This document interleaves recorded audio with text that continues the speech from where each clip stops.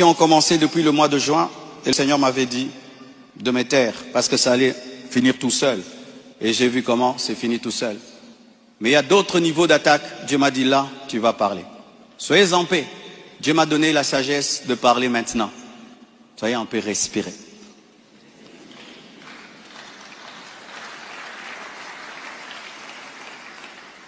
Désormais, lorsque j'aurai des choses très très importantes et pertinentes, j'écrirai et puis je lirai. Amen. Comme ça, je reste vraiment dans ce que je devais dire et ce que Dieu m'a demandé de dire. Shalom, bien-aimé. Et j'aimerais que ça passe en ligne. Comme le combat est sur Internet, la réponse est sur Internet également.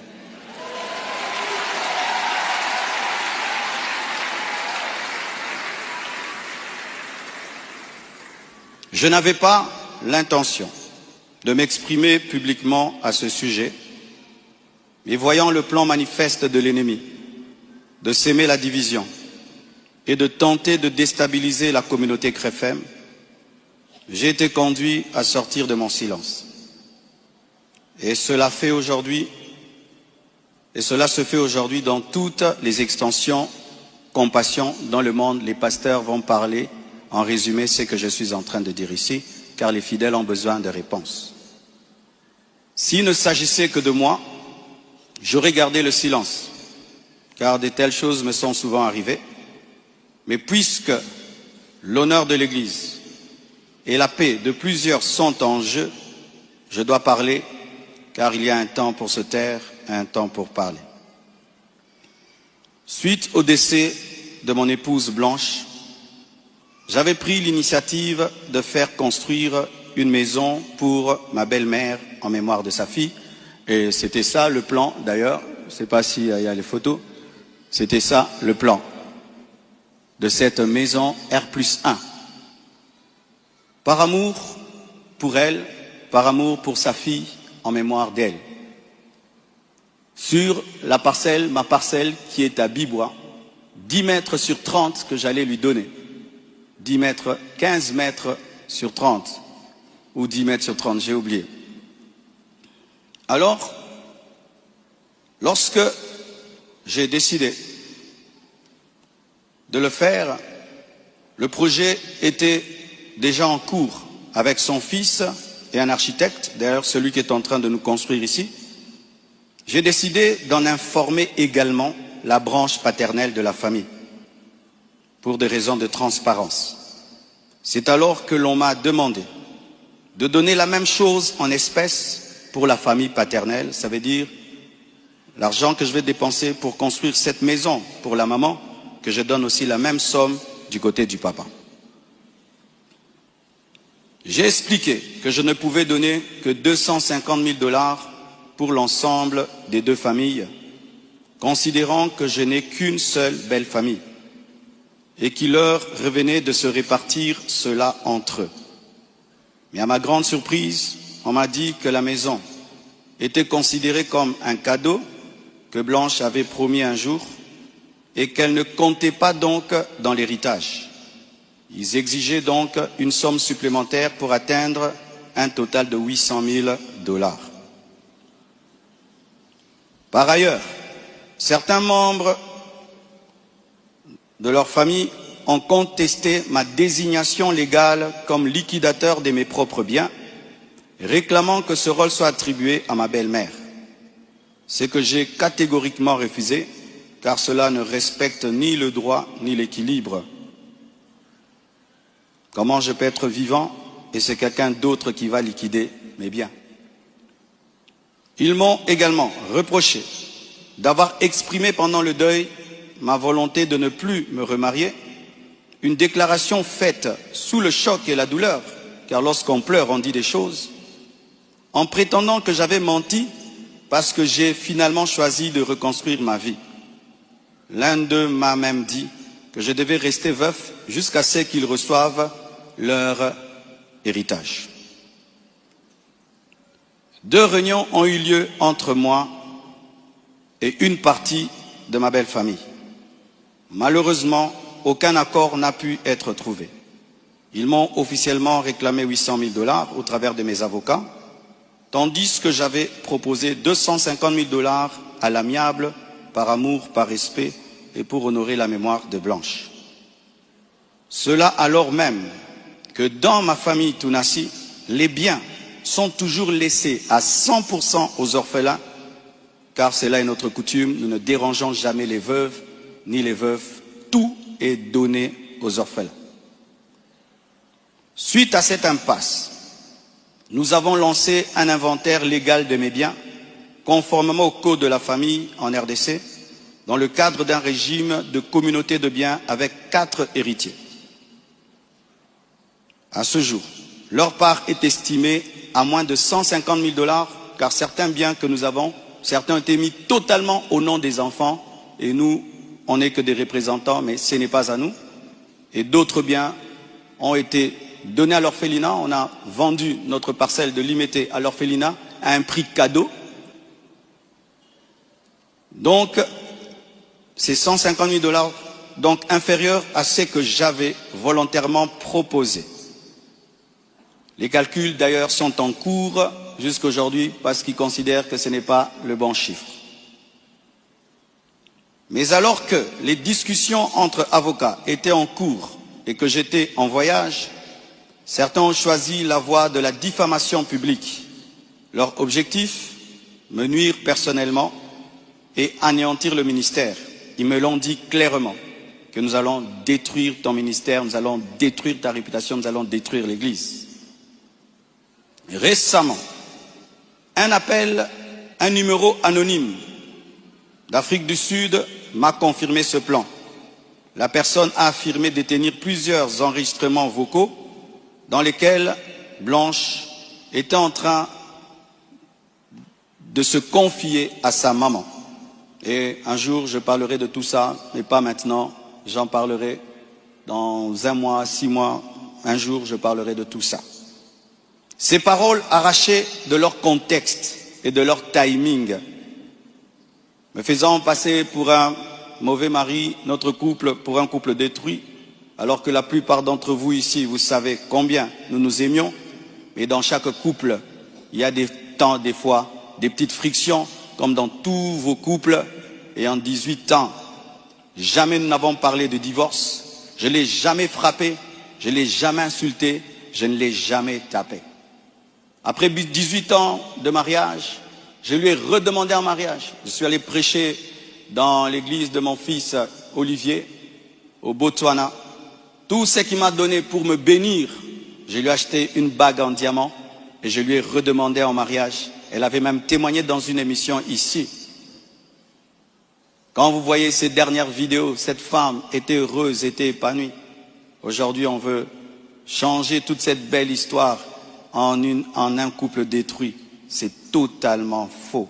Ceux qui veulent me croire, croiront. Ceux qui ne veulent pas, ne croiront pas. Mais je sais qui je suis devant Dieu et comment j'ai fait de tout mon mieux pour que cette femme ne manque de rien et de rien et de rien. Je ne sais pas si un jour Oracle pourra m'appeler et je l'enregistrerai pour un jour sortir ces enregistrements. Des fois, je me pense être dans un film. Il m'a aussi été reproché faussement qu'Esther venait déjà à Kinshasa du vivant de Blanche, ce qui est faux. Vous pouvez aller à la DGM, c'est seulement le mercredi. Elle est venue quand? Mercredi qu'elle est venue. Et d'ailleurs, quand elle est arrivée à l'aéroport, la DGM devait l'amener parce que c'était sa première fois. Je l'ai rencontrée après le départ de Blanche au travers d'un ami. Avant cela, je ne la connaissais pas. On ne se connaissait pas. Et on dit que j'allais souvent au Canada plus de 10 fois. De toute ma vie, je suis allé au Canada que 2 fois, pendant que Blanche était vivante. Et après, j'ai voulu aller. Je n'ai pas eu le visa. Ceux qui font mes démarches de visa du Canada sont là. Je ne suis même pas allé 3 fois au Canada dans ma vie. Et ce qui est pire, on dit que j'ai pris ces biens, ces sacs, c'est plutôt ces habits, j'ai mis dans des sacs poubelles pour donner à la belle famille. Est-ce que toi, tu gardes tes habits dans des sacs poubelles pour que moi j'ai des sacs poubelles à mettre des vêtements? On a mis ces habits dans des valises et dans des gros sacs parce qu'il y en avait beaucoup. Quand ils sont venus prendre les habits, ils ont cru qu'il y en aurait quelques-uns. Il n'y avait pas assez de place dans leur voiture. J'ai dû leur prêter même un bus pour amener les habits. Il y avait au moins 4 grandes valises et des grands sacs. Les sacs là qu'on utilise quand on a trop de vêtements. Mais ce ne sont pas des sacs poubelles. Plus de 6, si j'ai oublié.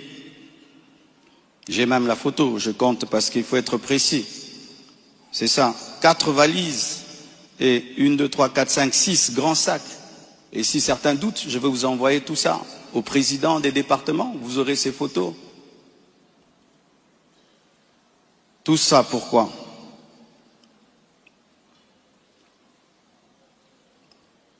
Et ce qui est terrible, on m'accuse même de l'avoir tué, alors qu'elle est décédée d'une crise cardiaque à l'hôpital, suite à une opération. Et ils m'ont posé la question, elle est morte de quoi? Je leur ai dit, on l'a opérée, elle n'a pas supporté l'opération. Le même jour, quand je suis arrivé avec son corps, après encore, la famille paternelle me pose les mêmes questions devant 10 personnes, 15 personnes, j'ai expliqué. Ils savent de quoi elle est morte. Et aujourd'hui au Congo, si tu deviens grand, donc tu tues les gens. Quiconque meurt à côté de toi, c'est toi qui le tues. Le jour que Dieu t'élèvera, tu comprendras ça. Tu dois prier que tout le monde vive 90 ans. Si les gens commencent à mourir, c'est toi qui les tues. Comment peux-je tuer la mère de mes enfants? Priver Tabiri de sa maman? Comment? Même toi, qui viens de te convertir, tu ne peux pas faire une telle chose. Moi, serviteur de Dieu. Elle est partie en Turquie samedi. Je l'ai suivie dimanche. On s'est rencontrés même avec papa à l'aéroport. Elle était déjà partie. Elle me disait de venir. Parce que pour son opération, il fallait que le mari signe. Et je suis arrivé, j'ai signé. Même pour une césarienne, on signe. Elle est partie, elle n'est jamais plus revenue. Et comment son corps est venu vite? Frère, le problème souvent c'est que les gens attribuent aux autres leur pauvreté. Lorsqu'il n'y a pas les moyens, quelqu'un peut mourir lundi pour que le corps vienne. On prend 2 semaines de cotisation. Mais quand Dieu t'a béni, et tu as des relations, et même le médecin est touché par ce qui t'est arrivé, c'est ce médecin qui a tout fait. Je dis, je ne peux pas dormir dans votre pays, je ne peux pas rester, je ne peux pas supporter, je dois partir demain. Mes enfants ne peuvent pas rester en train de pleurer dans ce pays. Il a dit, qu'est-ce que tu veux que je fasse? J'ai dit, fais tout, que je rentre. Il a tout fait, et on est venu. Et c'est la sorcellerie. Comment quelqu'un peut mourir tel jour? Du coup, vous prenez le corps, vous amenez, c'est trop vite. Donc vraiment, c'est terrible, terrible. Vraiment le niveau de raisonnement que les Congolais nous avons atteint, vraiment. Vraiment que les écoles recommencent, je ne sais pas, vraiment. C'est terrible. Des fois, je me dis, tous les derniers de la classe qu'on ne voyait plus, ils sont remplis maintenant, là-bas.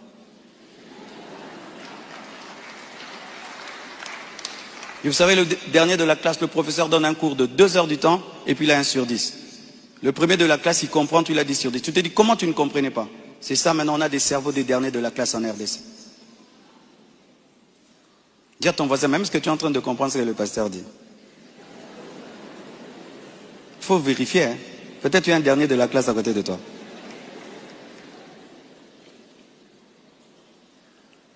Tout cela n'est rien d'autre qu'un chantage, motivé par l'appât du gain, car cette personne me dira, donne-nous l'argent, nous avons des voices, sinon nous allons te détruire. Tout ça, c'est un chantage motivé par l'appât du gain. Pourtant, malgré tout, j'étais disposé, je suis disposé à donner 250 000 $ par respect pour Blanche et pour sa famille et pour la paix. Mais je ne peux pas accepter l'injustice d'une exigence démesurée de 800 000 $. Comme je vous dis toujours, cette église n'appartient pas à mes enfants. J'ai investi 26 ans de ma vie dans cette église, mais rien n'est à mes enfants. Qu'est-ce que mes enfants auront? Les quelques biens que j'ai, c'est à eux. Ils ne viendront pas un jour vous déranger ici. Et donc je ne peux pas donner par peur ou par chantage ce qui est à eux. Ils diront, tu es quel genre de père? Et l'église, c'est pas nous. Et ce que tu as n'est pas à nous. Je ne le ferai pas. C'est pourquoi j'aimerais dire aux veuves et aux veufs, ne vous laissez pas dépouiller. Ne vous laissez pas dépouiller. Ne vous laissez pas dépouiller. Ce que je prêche, je le vis. Mon combat, c'est que je vis ma prédication, mon message. Mon combat, c'est le message de la sainteté qui dérange. Mon combat, c'est que, une fois, j'ai vu l'esprit du léopard et il m'a dit, tu veux me combattre? Ce pays est tenu par un esprit de léopard, un esprit méchant. Regardez comment nous sommes devenus méchants. Regardez comment nous sommes devenus méchants, mes frères. Cette méchanceté démoniaque satanique. Et quand j'ai vu cet esprit, vous avez vu tout ce qu'on a connu. C'est pourquoi, pour finir, je vous prie, ne cédez pas à la haine. Au-delà des personnes visibles, il y a un combat spirituel. C'est une attaque de l'esprit de léopard que Dieu m'avait déjà révélé. Un esprit rusé et violent qui cherche à abattre les hommes de Dieu et à ravager les familles. Bénissez ceux qui vous persécutent. Priez pour ceux qui vous calomnient. Matthieu 5, verset 44. Ce n'est pas le moment de combattre dans la chair. Restons enracinés dans la vérité, dans l'amour et dans la prière. Pour ceux qui souhaitent des informations juridiques fiables, je vous invite à contacter mes avocats, le maître Béladé et le maître Abed, qui sont des fils de la maison. Et sachez que toute chose concourt au bien de ceux qui aiment Dieu. Romains 8, verset 28. Et je rends grâce à Dieu pour toutes mes épreuves et tous mes combats. Je suis l'un des hommes de Dieu aujourd'hui les plus persécutés dans ma génération. Quand je regarde mes amis, mes pères, des fois je me dis, Satan vous a oublié ou quoi? Mais je rends grâce. Ça fait de nous une église 4x4. Les gens sont étonnés.